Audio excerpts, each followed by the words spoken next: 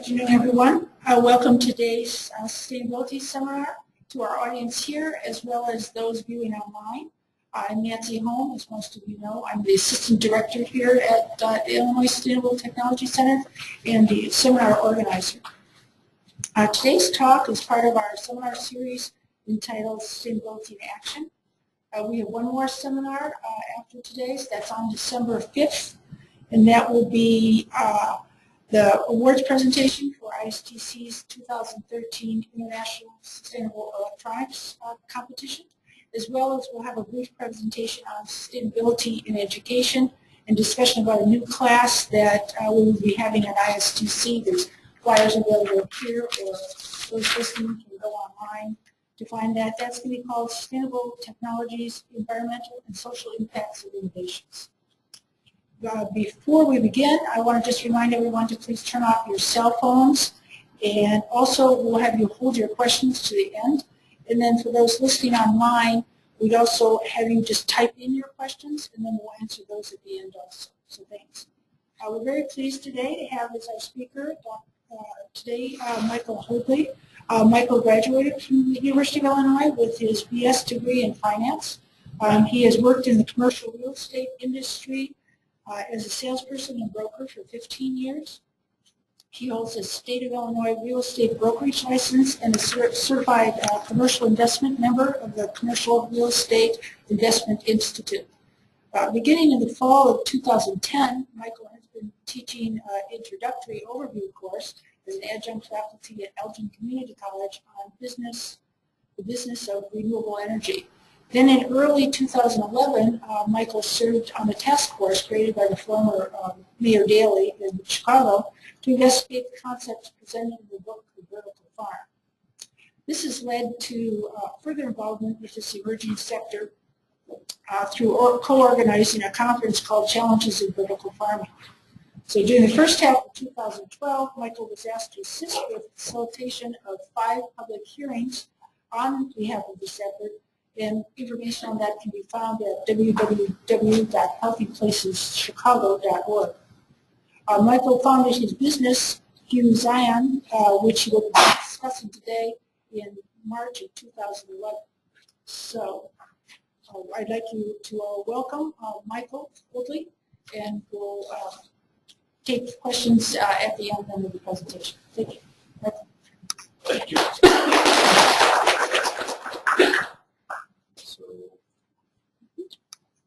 Thanks very much, Nancy. I appreciate that. I should correct a couple things that probably are the result of my bad bio writing. We'll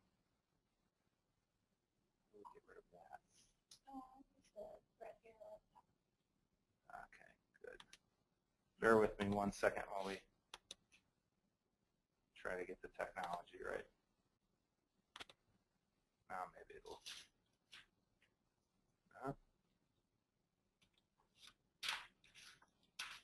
There we go. Okay. So Fusion is the name of the company, and I'll get into a little bit about why I picked the name and what it means to me specifically. The Challenges in Vertical Farming.org workshop that was primarily funded through a National Science Foundation grant to the gentleman from Carnegie Mellon's Robotics Institute, Sanjeev Singh, was a workshop that was held in Maryland last September, and I helped, I was basically a pest to get all the PhDs to come together and discuss something. Casey Ting, who's in the audience here, and Champagne, who's one of the speakers. All of that video content still lives online. I'd encourage everybody to visit there because it's a lot of insight beyond what I'm going to be able to deliver in a short period of day. One of the professional opportunities that I had, I was invited by a former colleague of mine to help him conduct a series of public hearings related to the Healthy Places Chicago endeavor, which is an effort of an organization called CLOC, the Consortium to Lower Obesity in Chicago Children, and the City of Chicago. That was intended to help formulate Chicago's healthy food plan. And we essentially scheduled and facilitated conversation amongst community members about what they wanted to see in this formalized plan around the City of Chicago's efforts. So they're slightly disconnected, but that wasn't just inviting Michael Hoadley. I was brought along for my organizational talent primarily. I got to the University of Illinois in 1988. I grew up in Elgin and spent more than 4 years here. I won't disclose how long, but my first job out of college was working for my fraternity, and then I came to Chicago and got into commercial real estate where I represented tenants consulting in their commercial real estate requirements. So the logo that you see in front of you is really my effort to try to find a graphical representation of the food, energy, water nexus. And the food, energy, water nexus is really something that didn't crystallize for me until 2009. I was talking to a wind energy developer from a German company called Nordex. And in addition to a couple semesters teaching engagement at the local community college, I was volunteering on the Sustainable City Master Planning subcommittee on economic development for my hometown. And it's really challenging to get a group of lay people, or professionals for that matter, to arrive at a practical definition of what sustainability is. So as I was talking to this wind developer, he made this comment to me. He said, you really can't understand sustainability until you understand the food, energy, water nexus. And that's the first time I've ever heard the phrase. And as a result, there was very little papers or information on the topic back in 2009, but there's been an explosion of activity since. I would encourage everybody to look at the S.A.B. Miller video.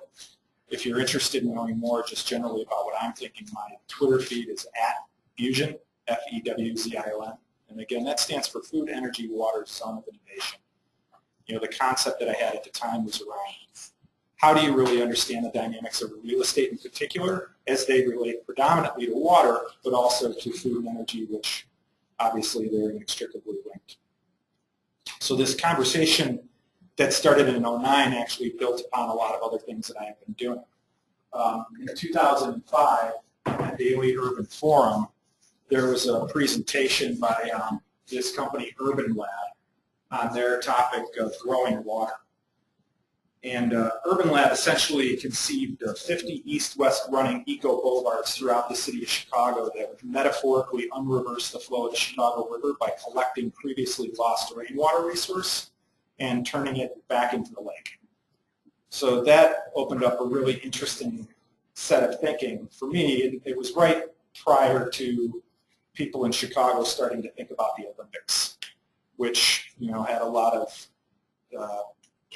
reminiscence of Burnham and his vision, and produced a lot of ideas that people thought were going to be part of that process, large infrastructure projects, opportunities to reinvent the city.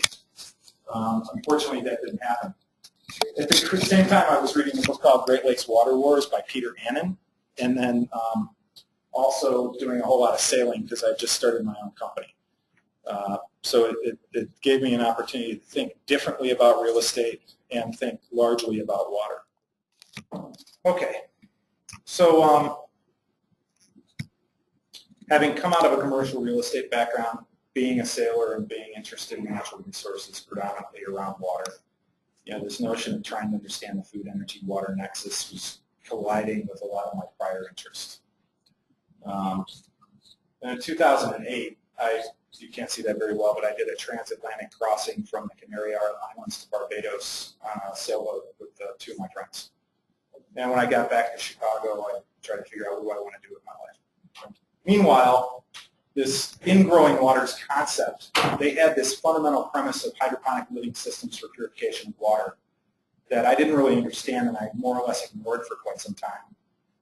That was in 2005, until about 2009 when I heard this food, energy, water nexus concept, and I tried to put the two together and understand them better. And you started to see the proliferation of a lot of these architectural, fantastic renderings of multi-story, purpose-built vertical farms. And when I asked the folks at Urban Lab what they meant by hydroponic living system for purifying water, they specifically said, we mean vertical farms. And I didn't understand that either, so they sent me to a fellow named Dixon Despontier. And Dixon wrote the book Vertical Farm, which I encourage people to look at as well. And you'll see, I think there's some video of him from the conference, Challenges in Vertical Farming. He's really thought of as the pioneer in some of this activity. But being from a commercial real estate background, I understood that a rendering is not a construction budget, is not a pro forma analysis on the feasibility of producing the type of structure that would be used for a particular purpose. My career and experience have been around representing large Fortune 500 companies, the federal government, and others dealing with their commercial real estate. So I was trying to bring a realistic perspective to this and seek out where the fundamental economic justification was to even consider whether vertical farming is something that anybody should realistically think about. And this quote hit me like a ton of bricks, really, in trying, again, to understand the food, energy, water nexus. And this one followed closely on the heels, because when you think about the way the traditional agriculture system works, why would anybody want to do this in a building, let alone do it in an urban environment? And who are going to be the people that are going to be interested in investing in this sort of thing, and where are they coming from? So for those of you on the webinar who can't necessarily read it, the prior quote was, "The world needs educating on a subject that the key statistic is once again that 75% of the world's use of fresh water is in farming. Given that Lake Michigan represents roughly 18% of the world's fresh surface water as it is, Michigan and Huron together, I should be more precise, it seems to me that folks in Chicago and the Midwest region, the Great Lakes region, ought to be particularly concerned about where their food that has a lot of fresh water in it is coming from." So this next quote out of Forbes magazine that came from a New York investment bank is that food is virtual water, and one can obtain exposure to it through investments in agriculture, commodities, or producers of agricultural goods. One of the things you learn from the Challenging Vertical Farming website is that some of our Japanese colleagues are reaching incredible yields while consuming 98% less water in some instances in some of their controlled plant production systems. So if the argument from an investment theme is that you can obtain investment exposure to water by having investment in agriculture, my argument is that you should then thus also be interested in investing in the type of agriculture that considerably conserves water and brings the point of production closest to the point of consumption. Back to this theme, I'm not certain where this statistic comes from. I have to verify it, but I think it might be a USDA story. If lettuce is 95% water, we're violating one of the first major rules of engineering, which is don't ship water over a great distance. And sure as hell, pardon my language, don't do it with diesel-fueled trucking. I see no earthly reason why we should be shipping lettuce 2,218 miles from Salinas, California, to stock on grocery shelves in Chicago in the form of leafy greens. So, we think there's a market for that. We know we're price competitive in the joint venture that I'm a part of, where they're growing food in Pilsen in a loft building in Chicago, where there's a $60 million annual market for fresh produce. We think that we can be a successful economic model by disintermediating the supply chain. So there's a really big challenge going on right now that I find in thinking about urban agriculture, and that's it. Everybody's coming at it from a different perspective, and we have really a difficult time in understanding what people mean. And there's a school of thought that's being born, I think, more out of the policy community and out of the philanthropic community that believes you're going to create a pre-industrial agrarian economy and solve a number of social issues in the urban core by simply tilling the land.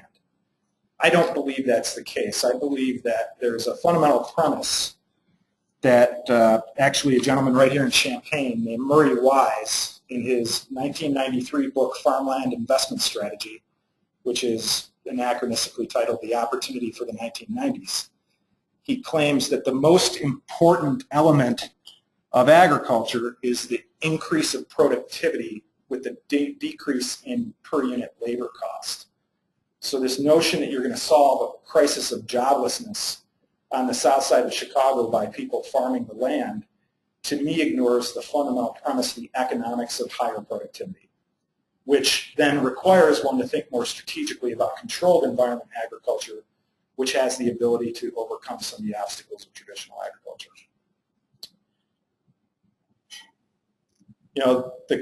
When you start trying to do research on vertical farming, the concept today is not what the concept was when Gilbert Bailey wrote this book in 1950. He was mostly concerned with roots and what happens below the surface.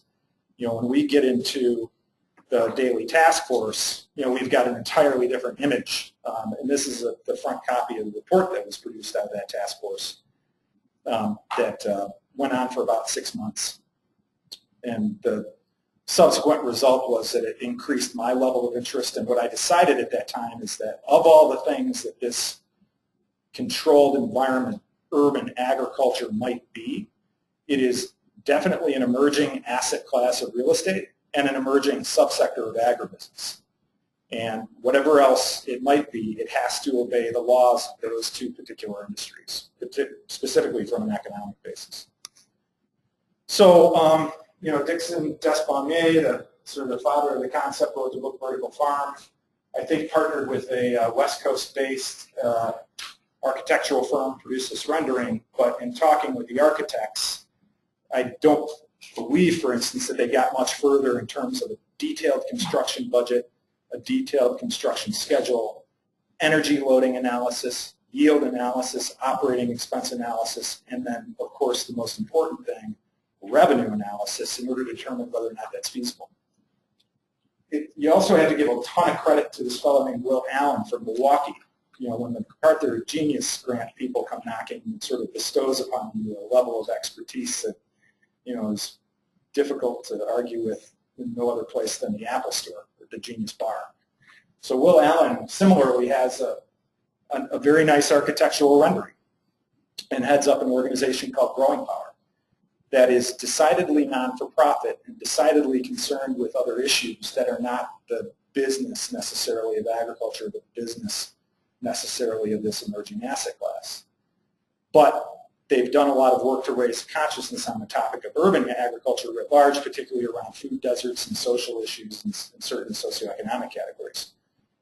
But similarly, there's not a whole lot of detail behind this building to be able to illustrate to either a private equity, venture capital, or commercial real estate investor why they would want to put up the money in order to try to make that a reality. If you want to donate to them, they'll be more than happy to take your $11 million or more and turn that into something. But from my frame of reference, coming out of commercial real estate background, I want to develop case studies, metrics, and evidence that this is indeed something that can unlock and attract institutional capital.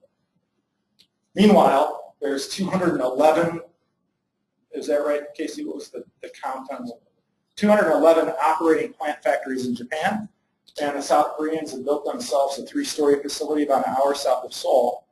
And we're still monkeying around for the most part with renderings. But again, this isn't that complicated. Having seen buildings demolished on Wacker Drive and watched what rose in its place, we know that we can build very complicated buildings with very intense operating controls environments: heating, ventilation, air conditioning, thermal management, energy management, humidity controls. That's sort of what the Chicago commercial building industry thrives on and has innovated in for at least 100 years. But back to talking with the traditional agriculture, so why would you bother to try to grow food in a building? The answer is, well, there's a lot of benefits to it. You don't have to contend with weather. This image is the Illinois growing season. I don't think you're going to be planting a whole lot that you're going to eat right now unless it's in some type of controlled environment. Perhaps that's limited to a hoop house on the low end, but perhaps it's a greenhouse, or perhaps it's even an entirely controlled plant production system. And then, of course, being able to grow the plant in a more 24/7 cycle where they're being exposed to daily light integrals that are what they require versus what the sun provides, on its basic cycle. You can accelerate plant growth, so you shorten the cycle to maturity, and you also increase the productivity by delivering the light recipe necessary to really generate the highest degree of productivity per, I would like to say, per cubic foot. And then, as I mentioned before, it's coming from, right next to where it's being eaten as opposed to halfway across a continent. One of the more important things that I think is necessary for the economic development community in particular, as you start to think about policymakers, is the notion of where are the jobs and the economic activity coming from. So, U of I was responsible for inventing the LED, just celebrated a large anniversary of that effort. And then last year, this organization, Met Strategies in Chicago, I think perhaps at the behest of CMAP, but I'm not sure of that, the Chicago Metropolitan Agency for Planning and some of their economic development folks produced this report which delves into where are the green economic opportunities and spent a lot of time looking at lighting. We have a significant legacy lighting sector in Chicago, and a lot of those companies are involved in LED technology, not necessarily horticultural LED technology, but nonetheless LED technology. And in my thinking and some of the research I've done, I don't think we're going to solve those job issues by putting people to work tilling farms. I think we're going to solve those job issues by jumping on the wave of economic demand for fixtures, equipment, technology, and other aspects of what's going to help us take global leadership in the controlled environment agricultural sector, which we're logically poised to do in this region, be it Champaign or Chicago or Wisconsin or Indiana for that matter. This is a little bit more about, that conference last year. Former colleague of KC's, Gene Giacomelli out at the University of Arizona Center for Controlled Environment Agriculture, they're one of the leading thinkers. His team there have a very impressive operation. They have some funding through NASA from their Steckling series grants to create something called a lunar greenhouse, which I'll show you an image of here before. But if I were to think about what the University of Illinois might want to do, it's really to step into the competition of a center for controlled environment agriculture, perhaps in two places, perhaps in Chicago as well as Champaign. Because another thing I think you'll notice when you delve into the arguments around what's happening with our food supply is there's a grand disconnect between where people think their food comes, where it actually comes from, and then what the health effects are. And a lot of the research around the health effects of agriculture are happening in the room I just saw behind me with BK, specifically related to pesticides and other types of hormones in the environment as a result of CAFO operations and intensification of agriculture in the traditional setting. And just right now, I'm working on trying to put together a revisiting of this topic sometime in March in Chicago. The conference that was held last year, as I mentioned, all the content was online, but we were supposed to have completed a series of reports to help sustain the group of people that are interested and move forward and sort of benchmark where we are and where we need to go. That unfortunately didn't happen because I think everybody's lives and careers took precedence, but I think to revisit that 18 months later and then perhaps continue to do that on a regular basis is important to advancing the industry. And hopefully we'll be able to do that here in a few months. I personally have a joint venture called Urban Fuse, and the company with whom I'm affiliated is Urban Ponics in Chicago.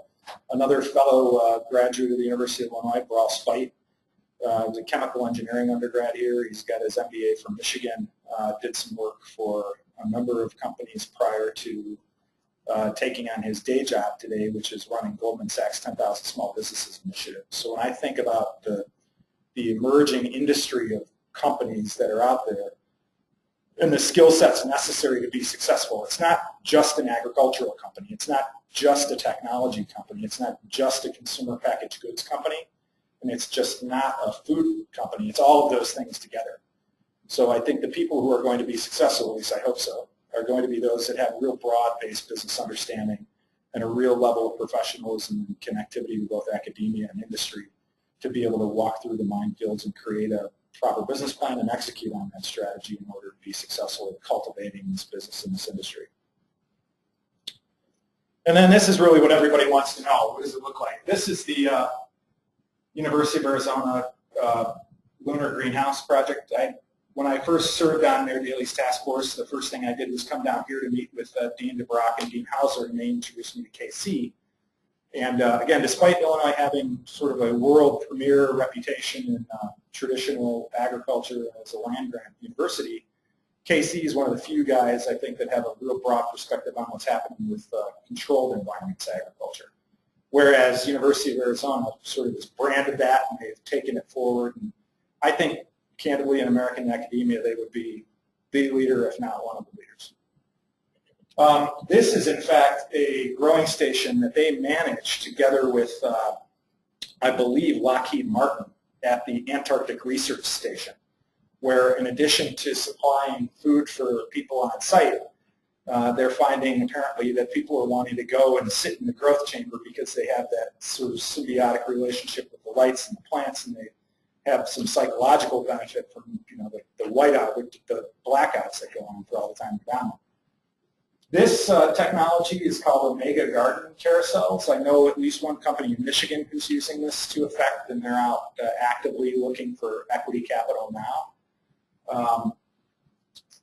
I think that the nature of the industry is that there are a number of different mechanizations and racking and fixture structures that will emerge and vie for competition in order to be, again, the greatest productivity per cubic foot.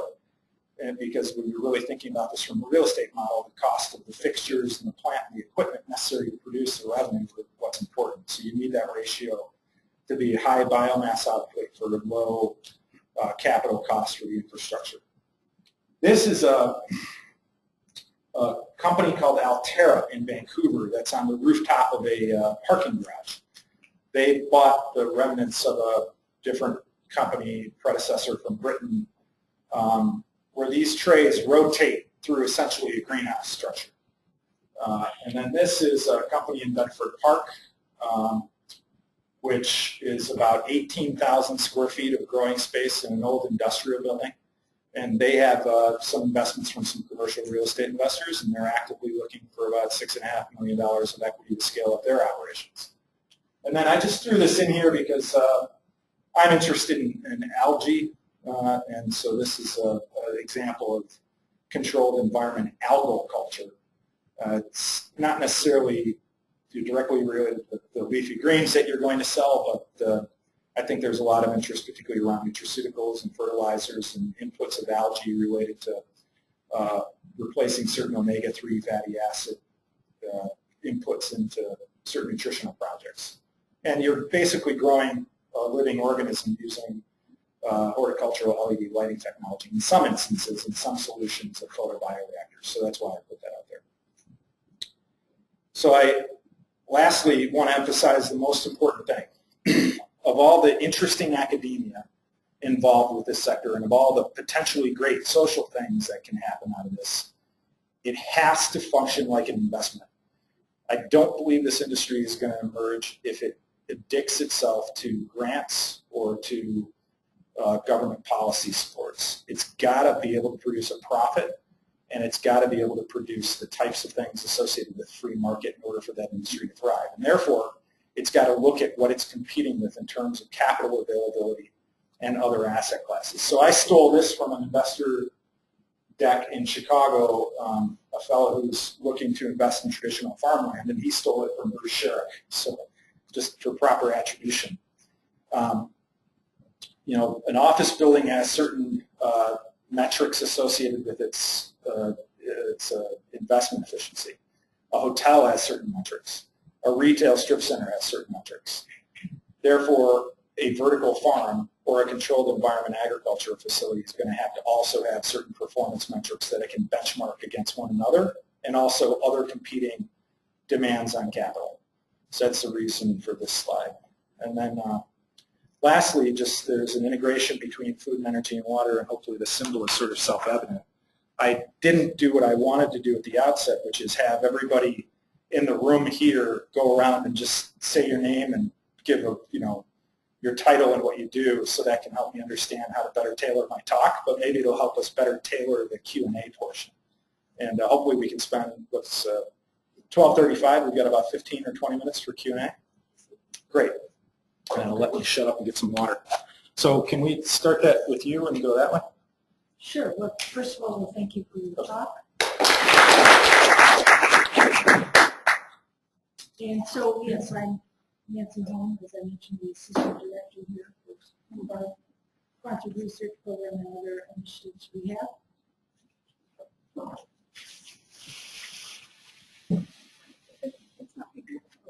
It's not. Yeah, I think the audience, may not be able to hear us, but we can do a few quick introductions, and then we'll go back to the questions we have some online. Okay. Brian Edwards, I'm a licensed manager at the University of Illinois Office of Technology. I'm John Marlin. I'm on staff here. I deal a lot with conservation issues, particularly river restoration and sediment reuse. I'm Jennifer Laurie. I'm the process chemist here at ICC. I'm Lupa Ganguly. I'm a development engineer and I live in Louisville. I'm a young faculty in the agricultural development engineering. My interest is mostly in algae, but I work in algae and water waste to crude oil from chemical molecules. Yeah, PK Sharma, senior research scientist here at ICC. I work in the area of biofuels and fluids content-based fuels. I'm in from John. I'm a senior research engineer at ISTC. My interest in how quality battle advanced carbon materials from down aspects of the water treatment and storage. My name is Victor. I'm senior research scientist. I am also researcher working on food safety and water farming and water use. I'm Cynthia Boyle. I'm a urban planner and consultant. Locally, I do most of my work on transportation, transit, walking, biking, but I've been very involved in local foods movements since I was in college a long time ago. And so I've been really interested in this topic. We had a big celebration at the planning school, and there was a guy who talked and did some analysis in New York City for urban agriculture. I thought that was interesting. I'm Zach Merrick. I work here in public science. I'm Johnny Reithammer. I'm a returned to school last year at Goddard College in Vermont. I'm a student of sustainable communities, and as my thesis, my wife and I are to turn our 1/10 of an acre Urbana residence into an urban farm, and so we want to look at the best possible. We want to do a hybrid sort of permaculture, some very old technologies and control environments, as well as just letting the kids help dig and dirt. I'm a KCT and producer head of the Department of Agriculture and Horticulture Engineering on this campus. My scholarly interest is what I call systems informatics analysis. The systems involved in agriculture, food, environment, and including control environment and production systems. Great. So do we have some questions from our online? Yeah, we have one question. So we'll take the online question first and then we can open it up for questions here. The question is, do you have real data on the feasibility costs and yields? I do. So that's the heart of it. If you look at my LinkedIn profile, you'll see a 10-page report that I wrote coming out of the Challenges in Vertical Farming workshop from last year. And I emphasize the fact of we need to, in developing the industry, create case studies that have a common set of terminology and a common set of metrics. So if I want to buy a hotel, I can buy or download an unbelievable amount of data on what the revenue per annual room charge is, what the construction cost per square foot of a brand new building is, what the operational efficiency is from an operating expense standpoint. There's an entire set of standards around what is and is not acceptable in terms of construction technology. That does not yet exist for this emerging field, but what I'm hoping to do is to get the people who are actually doing it to start developing some of those things themselves and contributing it to a body of knowledge so that when we talk to the institutional investment community, we can say, here is our yield on a per crop basis given this particular set of standards. And I'm not suggesting everybody has to live by those standards because I think the innovation will evolve when somebody tweaks the lighting regimen for a particular species of plant that produces a higher level of a certain type of nutrient, where that plant then can be directly tied to a particular health effect for a clinician to think about how they're going to manage total patient health as opposed to try to treat disease. You know, the evolutionary cycle of where the seed technology and the growing technology come together with what the result is of a particular plant comes together with Hippocrates' maxim, let your food be your medicine, let your medicine be your food. So the way we're growing stuff now, you know, We have this conversation a lot about organic. What is organic? Candidly, personally, I think the phrase organic has lost all meaning.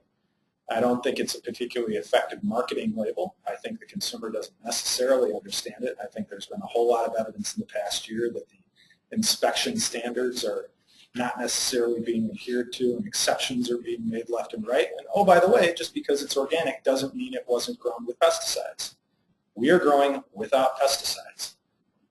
I don't know where the research is being done, but I'm fairly certain there's a good amount of research about what pesticides in your soil wind up in your plant and in your food are doing to human health. And I think it would be wise for food that we're consuming en masse to try to avoid that if at all possible and if at all sustainable, particularly economically sustainable. This is a long way of saying I don't think a lot of people publish that data necessarily because there's a sort of a race to compete for scale, which is what the industry requires. But I'm absolutely certain that it's in other people's pro formas, and I know it's in ours in terms of understanding some of those metrics. It's a long answer. Anybody else online? No? Not yet. All right, that's good. That's easy. Okay. Any questions from the audience here? Sure. Why don't we start here in the front, and if you could repeat the question. Yeah, no problem. Okay. Well, I'm curious if you have an opinion on best sources for information for learning for the layperson. I'm aware of workshops at Growing Power, for example. I can attend some of those.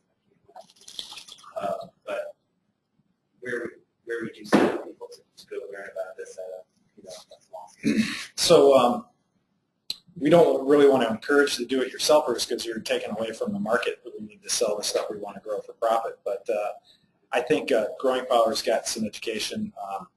There's an aquaponic group up in Wisconsin called Nelson Paid. They do some master classes. The University of Arizona Center for Controlled Environment and Agriculture does a couple of short courses that I think are pretty effective. I haven't taken any of these, mind you, so I'm endorsing without real experience. But I think what I did, because I'm a finance grad from here, I'm not going to grow my way out of a wet paper sack. That's just not who I am. I'm trying to understand the industry side of the equation. I would just connect with the Department of Agriculture here. And the question was, where do you go for more information if you want to do it yourself? So what you're talking about here really is a new or a different model for industrialized farming operations that has the benefit of a controlled environment that alleviates some of the issues with land-based industrial farming. And I see the appeal of that in terms of being investors and success, and quantity, et cetera. And I just wanted to ask you about that because I think that's what we're talking about here is just a new and different model for how to do it that has benefits. What you're talking about is trying to figure out how to be profitable so that people will put investment into it. Yeah, that's exactly right. I would shy away a little bit from the phrase industrialized farming because I believe a lot of the people that are present in the topic are coming at it from a social ideology that I don't share. And I'm not trying to solve all of the world's problems. And I don't think it's necessary that people in this industry do solve all the world's problems. I think by creating an industry that generates profit, that creates jobs, that creates demand for other systems and technology will, by definition, have those ancillary benefits. So I think you're absolutely right. This is, there's in Dixon Despommiers' book, he talks about the third wave of agricultural innovation. But in Murray Wise's book, he talks about that third wave of agricultural innovation being around biotechnology. So in reality, I think we're talking about the fourth wave of agricultural innovation, which is the notion of what we're producing for human consumption, where and how, and what the effects are of its current model versus what we could do in a different model. And for me, it all comes back to water. If we can grow healthier food, by the time that Salinas Valley lettuce hits your plate, it's 7-8 days old. I'm fairly certain it probably doesn't taste as good and certainly doesn't have the nutritional value. And again, why are we shipping water that far across the country, particularly when that's irrigated water from the California Valley or from the Colorado River into California. We are one black swan event away from the country having an 8-day supply of lettuce. So, whether that's saltwater intrusion from a major wave or a quake that interrupts the subsurface of the Salinas Valley, I'm not certain what that might be. I'm not trying to create a scare, but if it's the same cost and you can use 90% less water and it can be more nutritious by the time it reaches you, why wouldn't you do it? You sort of imagine if again in Dixon Despommiers' book, he uses this reference to the Hanging Gardens of Babylon. If that had been the way human agriculture had evolved, and all of a sudden somebody came along and said, hey, I want to grow food outdoors in winter climate areas, but I'm only going to use light that comes from the sun, you'd look at them like they were crazy. You can grow 24/7, 365, and begin to tweak the, not necessarily the genetics of the plant, but the natural inclinations of the plant to produce a healthier, consumable for people. Then I'm answering in a long way again. I don't know if that gets to the heart of what you're saying. Why not do it? We're going to take a couple more questions from online in a minute, and then go back to the audience here. The question is, I manage a CEA R&D program for the Energy Authority in New York State, and we have not gotten behind this technology yet because we haven't seen data comparing the energy inputs of vertical farms with traditional CEA options. Can you please comment? It sounds like Lou Albright. I'm not as concerned about energy, and I think it's probably because of some of my other professional experience. So as a commercial real estate consultant, I represented a large utility in dealing with their office lease negotiation, but I also have investigated trying to do renewable energy developments. Energy costs are a creature of policy framework decisions, not necessarily a creature of its own technology. So for instance, in the state of Illinois, we have a renewable portfolio standard that tries to encourage the amount of solar energy brought online, but because we get most of our supply from nuclear energy, we have very low rates, which makes it very difficult from an economic standpoint to justify the expense of solar. We also have an alternative retail electrical supplier program in Illinois, which means that we can purchase energy at, I think depending on your load and depending on your volume and your pattern of usage, you can probably drive that down to as low as 4 cents per kilowatt hour. So I think a lot of the people who are concerned about certain types of controlled environment agriculture systems are coming at it from the perspective that it's too energy costly. But there are some life cycle analysis aspects of the economics that you have to think about from a lighting perspective. Depending on the lighting regime you're going to use, you're going to be overpaying for electricity. For instance, if you go to O'Hare Airport, I forget in between which two terminals, there's actually a controlled environment agriculture exhibit with some equipment from a company in Florida, but I think they're using metal halide fixtures, and I think it's generating a little too much heat, and I think they're probably using a little too much electricity. But if you're using horticultural LED lighting technology, then you have a 50,000 hour life of the bulb as opposed to an 8,000 hour life of a T5, and you're not producing necessarily as much heat. You're definitely not consuming as much electricity, and there are some incentives that are already in place, again, depending upon your regulatory framework, that encourage the use of horticultural LED technology as opposed to other types of lighting sources. So the total energy loading analysis, again, I think is one of the most important things that has to be done for the industry on each specific facility. And in different markets, that's going to have different rates of return associated with it, given what you have to pay for energy and then what your fixture regime is. Does that answer the question? I keep looking at you like you're asking that. Whoever that is online, let us know if we answered. Okay. I think Rupa had a question here. In the case studies that you have looked at, in comparison to traditional farming, what is the kind of water savings? Because you talked about 75% of fresh water being used for agriculture. So what is the kind of water savings you are talking about with vertical farming that you materialize here? And then, where would that savings really come from? So the question was around describe where some of the information about comparing traditional agriculture to controlled environment agriculture impacts water savings. So firstly, I don't think there are specifically enough formalized case studies that follow some particular logical path to be able to judge where we're at today. But correct me if I'm wrong, I think some of the best research on how water efficient they're getting in certain closed plant production systems is from Osaka Prefecture University. Is that where? Chiba, I'm sorry, Chiba. Kozai. Professor Kozai at Chiba University has got a series of slides that are on the challengesinverticalfarming.org website that talk about some of their specific results.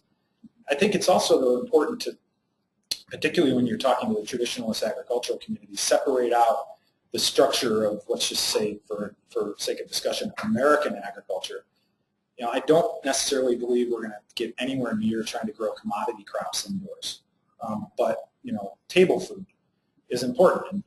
Agriculture is Illinois' first or second largest export, and yet we grow virtually no table food here. I have a friend who works at a university who said that they had to do a cookout this summer, and the corn they got came from Iowa, which I think is a little crazy, but that's me. So I think it'd all be crop specific, and I think that's where the innovation will come from. Does this type of plant function in this type of fixture regime according to all the areas we want to hit and still let us do it at a cost where it's profitable? And I think some plants, the answer for that will be no. And for instance, like tomatoes sort of have a greater affinity for a greenhouse environment, at least at present, partially because it's the way you try to distribute light throughout the array of where the plant grows. And there's a lot of research being done on that, for instance, at Michigan State, Purdue, Cornell, and Arizona. I don't know if we are here, part of this NASA-funded specialty crops research initiative for horticultural LED lighting technology. Though if I had to predict, I would say within the next 24 to 36 months, it would be possible to completely reorganize the leafy greens production system in America towards a greater controlled environment agriculture model. Again, if we can prove up some of the metrics on investment viability in order to attract the institutional capital to do that. Thank you. Anyone else? Question? Jim? Have you been looking at this at all from like a hunger standpoint? Because to me, one of the interesting things about these controlled agriculture environments is that it solves the food desert problem that you can have in inner cities, where access to fresh vegetables is pretty much non-existent. Is there any way to, I don't know, I mean, I guess from a business standpoint, is there any way to sort of determine what value that adds to your community to be able to have access to these fresh, nutritious food products rather than commercial mass-produced synthetic food, essentially, that a lot of people in inner cities have access to? So I'm much less concerned about the social dynamics of that question than I am about the specific human health effects of that question. And I personally, I've looked at it, but I don't see incorporating it into a business plan as particularly beneficial in terms of convincing the investor. That's not to say that I turn a cold shoulder to it, but I think what's happening is a lot of people that are engaged in the sector want to lead with that. And the private equity venture capital community, the majority of it, it's just show me the numbers. When am I going to get paid back and how much? Everything else, great. You can solve all these other problems, but you have to pay me back. Now, government says, here's the money, go make something happen that looks good. So there will be natural positive benefits. And so, for instance, in South Africa, there's a project with a grocer and an insurance company where they're actually reimbursing people in some of those types of areas for buying healthier produce. First, there's got to be the availability, but then to see what the result will be in their healthcare pattern. I think, getting institutional healthcare organizations involved in the conversation in a way where the relationship between the clinician and the patient is related around diet, which, John Mackey's out there, the CEO of Whole Foods, saying that 80% of our health problems are coming from poor diet, obesity-related heart disease and diabetes. We know that anecdotally to be true, but if you look at the American Health Quality Standards metrics, it's absolutely true. The bulk of the spending we do is around treating obesity-related diabetes and heart disease. And if by supplement, there's a study by the Union of Concerned Scientists that says there's an $11 trillion marketplace involved with just a simple little small percentage uptick in the consumption of fresh fruits and vegetables. So who knows what's going to shake out with the way this Affordable Care Act legislation is structured, but I took a Coursera course online with from Wharton. Zeke Emanuel was talking about the Affordable Care Act, and what I think I see happening in that direction is that the healthcare institutions are no longer going to be reimbursed as much for performing multiple procedures on sick people. It's going to be about how do you prevent that person from needing those procedures. And the simplest two ways to do that are, a little light going off on my Nike Fuel band that says, great, you walked 10,000 steps today, or don't eat so many cheeseburgers. Have a salad. Is there any last question here? Sure. One thing I wanted to ask you to factor into your cost analysis is the willingness of some consumers to pay more for the locally produced stuff. For example, I am willing to pay $10 a pound for spinach and greens that are grown in the greenhouse here locally during the winter. How much is a pound of, pound of spinach is a lot of spinach. And so has that been part of the... Yeah, this gets into the question of what kind of consumer, are you a consumer packaged goods company, and how do you relate to the branding and the customer? Because I think the customer is confused, particularly because of the sort of being foisted, the concept of organic being foisted upon them without much understanding. Some people have educated themselves more, but we're price competitive with the stuff that Urban Ponics is growing in Pilsen with New Star, which is the company from California that's providing organic girl lettuce to, grocery chains in Chicago. And think of all the other dynamics around that. I mean, it should be competitive, right? I mean, even with your inputs, you're not trucking things across the country. It shouldn't be more expensive, I don't think. It shouldn't be. Now, it's not going to be the same for every particular category of plant, and those costs will go down with economies of scale. Sure. So we'd love for the customer to pay more in every respect, but there's also about how do you brand fresh produce, and look at what the industry has tried to do up to this point, and then think about where it's going. You really have to create a relationship with the customer, and yeah, we're thinking really strategically about how to do that in ways that enhance brand loyalty and, perhaps at some future point can result in price premiums.